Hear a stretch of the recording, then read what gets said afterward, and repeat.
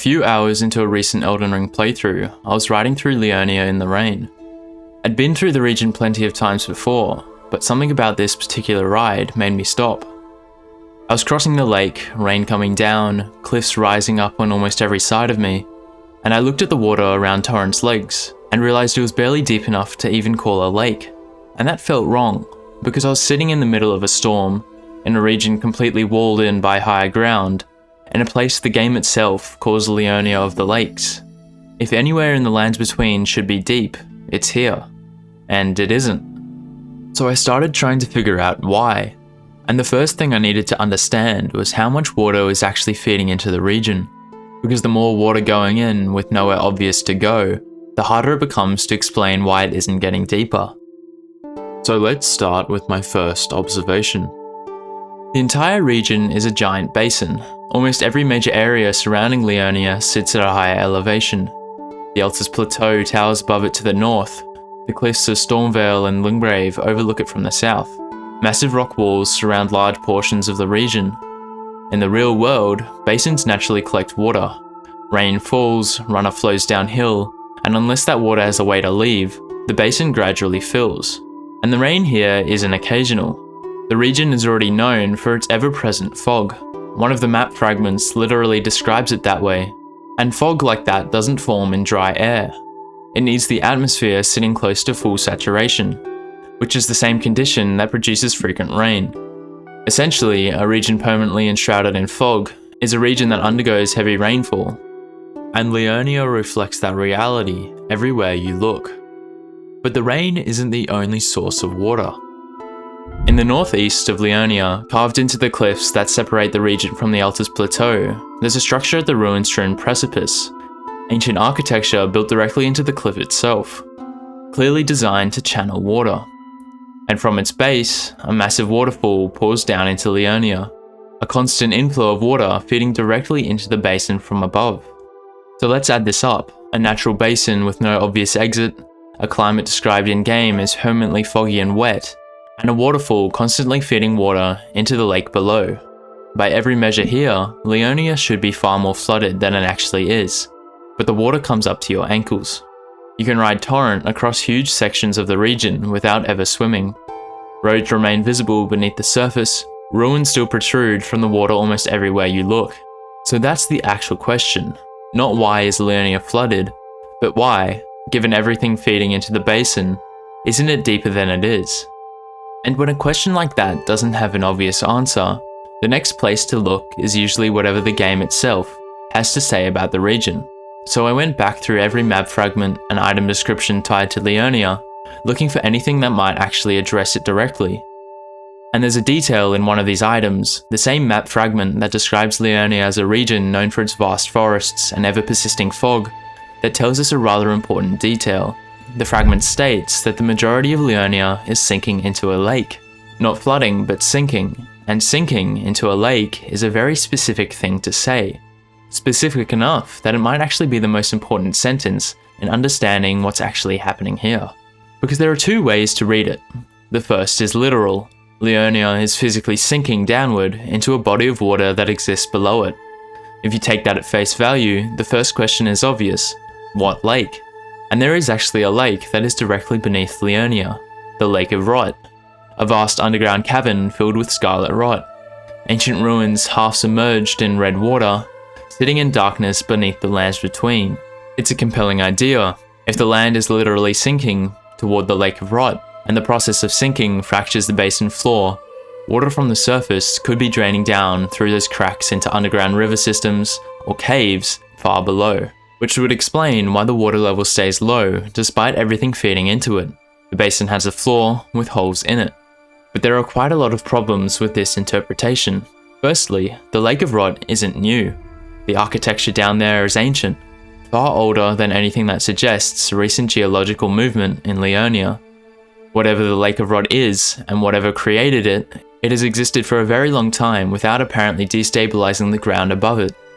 If the proximity of the Lake of Rot was going to cause Liurnia to sink, you'd expect evidence of that process stretching back much further than what we actually see. And the flooding in Liurnia, as we'll get to, shows signs of being relatively recent rather than a centuries-long gradual process.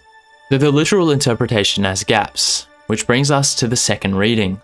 What if sinking into a lake doesn't mean the land is physically falling into an underground body of water?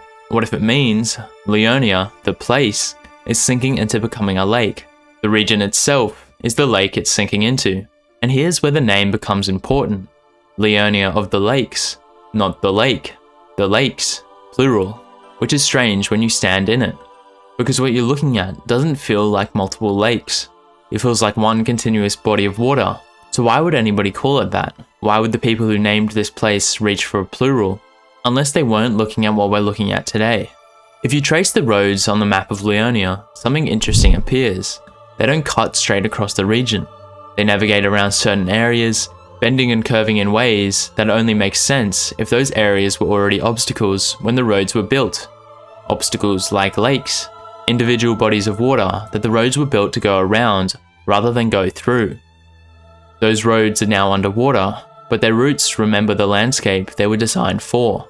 A Liurnia of separate lakes scattered across the region, with dry land between them that they could build a road on. And there's somewhere else in the lands between that makes the same argument from a different angle. The Weeping Peninsula is called a peninsula, but if you travel there or look at it on the map, it's an island. The land connecting it to Limgrave is gone, swallowed by whatever process changed that coastline, but nobody renamed it, because names don't update when geography changes. They're records, they're memory. Liurnia of the Lakes is the same thing, a name that tells you what the place used to look like. Multiple lakes, separate, distinct. And then recently, something changed. And this is what I was hinting at before. The flooding in Liurnia shows signs of being a relatively new event, rather than a gradual centuries-long accumulation. The buildings in the Academy Gate town are described in the game itself as crumbling, and while water can certainly degrade structures over time, shallow water alone doesn't tend to produce this kind of collapse. The vines, the overgrowth, the fallen rooftops suggest something closer to long abandonment than submersion, which raises the possibility that these structures were already falling apart before the water even arrived. That the flooding didn't destroy the Academy Gate town, so much just swallowed it when it was already a ruin. And the fact that it's described as currently sinking in a present tense tells you this process isn't ancient history, it's still happening. And then there's the waterfall at the ruin-strewn precipice. If you look closely at the structure, the wooden scaffolding around it looks haphazard, temporary, like it was built quickly as a practical solution rather than planned infrastructure. Furthermore, the Grand Lift of Dectus, the main route between Liurnia and the Altus Plateau, had its medallion halves scattered as far away as Limgrave and Caelid during the shattering, suggesting it wasn't operating for a significant period of time, which means the precipice path may have been carved out during the same period as an alternate route, and in doing so, they uncovered the ancient water structure embedded in the cliff, and released the waterfall. A sudden massive influx of water into a basin that already had separate lakes sitting in it. The low ground between those lakes, the dry land the roads were built across, has nowhere to drain a sudden surge of water like that. It floods, the lakes expand outwards into it, the dry land between them disappears. And what was once Liurnia of the Lakes, multiple distinct bodies of water, with roads and towns between them, becomes the shallow continuous marsh we walk through now. The depth is low because this is recent. The water hasn't had time to accumulate. It's only just started. And the buildings aren't just submerged, they're actively sinking into the newly saturated ground that can no longer support their weight. So that explains the shape of Liurnia. But it still doesn't fully answer the question I started with. Even accounting for the flooding being recent, the constant rain and the waterfall are still feeding into the basin continuously. Over time, it should still be getting deeper. So is there anything else keeping the water level down? And here's where it starts getting interesting. Because both interpretations of the map fragment, literal and figurative, might actually point to the same additional mechanism. Because if water is leaving Liurnia at all, it has to be going somewhere. And the most obvious place, other than an outflow, is to look down. And below Liurnia, there are a couple caves that may prove exactly that. The Lakeside Crystal Cave and the Academy Crystal Cave both have water present the deeper you go, which, unless there's another water source I'm unaware of, tells us that the water in this region isn't staying where it falls. It's working its way downward, through the rock, into spaces well beneath where you would expect to find it. And if water has already moved downward through these caves, it isn't a huge leap to think it might be going further, past the caves, down into whatever lies beneath them, which is exactly what the Ainsel River is, an underground river system running directly beneath the entire region. And this idea is also backed by real-world geological processes. It's called a losing lake, which is a body of water that sits above ground but loses water downward through the soil and bedrock beneath it, feeding the water table instead of holding onto what falls into it. The Skokjan Caves in Slovenia are one of the clearest real-world examples, an entire underground river running beneath the surface, fed by rainwater filtering down from above, with a water table that can shift by over 100 meters depending on how much surface water has worked its way down. So it's plausible that the same thing is happening here, water filtering down from the marsh above, through the many cave systems and eventually reaching the Ainsel River running beneath all of it. However, none of that can be confirmed directly by anything the game states, and the more straightforward explanation is simply that the flooding is recent and hasn't had time to deepen yet. But it's still an interesting thing to think about, that the water you're standing in might not just be sitting there, it might already be leaving, one drop at a time, into something running far beneath your feet.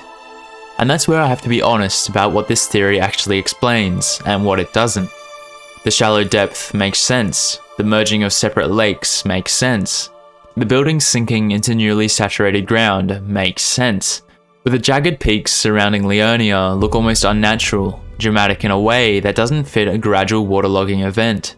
And then there's Raya Lucaria itself, the most prestigious institution in the lands between, sitting in the middle of an actively sinking marsh, and it hasn't moved, hasn't tilted, and hasn't collapsed.